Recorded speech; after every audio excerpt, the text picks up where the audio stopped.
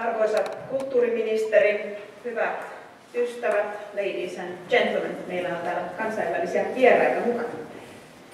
Tämä on hieno hetki, 15 vuotta takana upeata toimintaa ja meidän seminaari avattiin näin hienolla keväisellä lauluesityksellä ja mieli on jotenkin iloinen pitkän talven jälkeen ja kesäloma on koittamassa ja se hyvä yhteinen aika perheen kanssa ja ystävien kanssa nyt edessä. Meidän klubitalo-toiminta, niin tämä on ollut kyllä semmoinen menestystarina.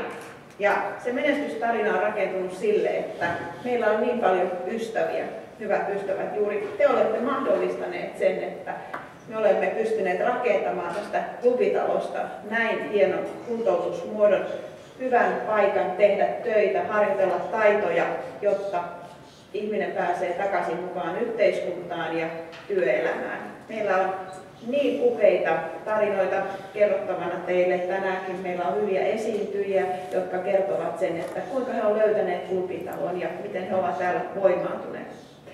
Siitä kiitos kuuluu jäsenille, jotka ovat antaneet tukea.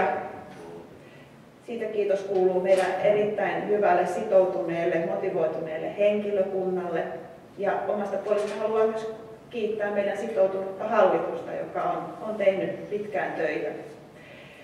Meillä on hyvin laajat kansainväliset verkostot. Meillä on hyvin tarkka laadunmittaus. Haluamme jatkuvasti parantaa toimintaa ja olemme avoimia kaikille hyville asioille, kuinka voimme vielä mennä eteenpäin ja tarjota entistä parempaa kuntoutuspalvelua.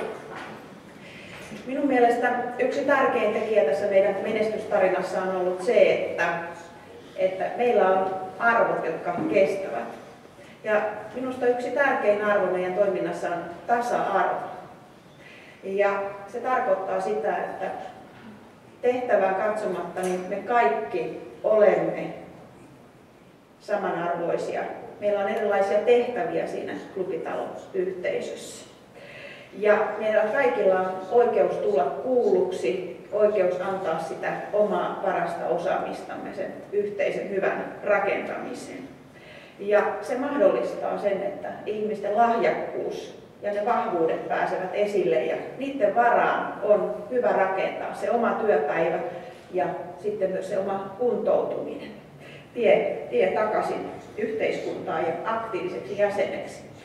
Kun me katsotaan, mitä meidän jäsenille kuuluu, niin he ovat tyytyväisiä siihen, että heillä on kiinnostava, mielenkiintoinen työpäivä työkavereiden kanssa, mutta moni myöskin sitten klubitalotoiminnan jälkeen haluaa lähteä takaisin opiskelemaan, päättämään opintonsa, haluaa lähteä takaisin työelämään.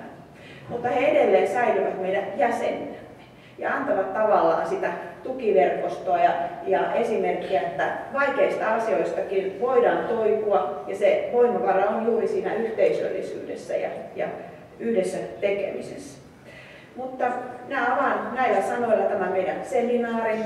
Toivotan teille oikein mielenkiintoista seminaariaamua ja olen iloinen, että meitä on näin runsaasti jakamassa tätä hetkeä ja toivottavasti me saadaan vähän semmoista suihkua sielulle täällä tästä yhteisestä hengestä ja siitä, että mitä kaikkea me ollaan jo saatu tällä meidän tiellä aikaiseksi. Kiitos.